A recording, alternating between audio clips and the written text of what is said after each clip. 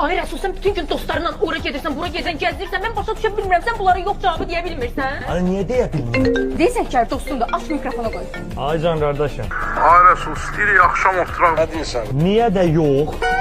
Gördün? Sən necə odun adamsan? Bacım, çox üzr istəyirəm. Odun demişkən, el pizzada bütün pizzalar odun sobasında pişir. Hə, lap yaxşı. Sən bilirsən ki, bizim uşağımız olacaq, Bizim kitab sözüyle uşaq demişkən, el pizzada uşaqlarımız üçün gözəl oyunlar var, qəşəng atraksiyonlar var. Əsl ailəvi yer, gətir uşağımla pizza yeyə get də.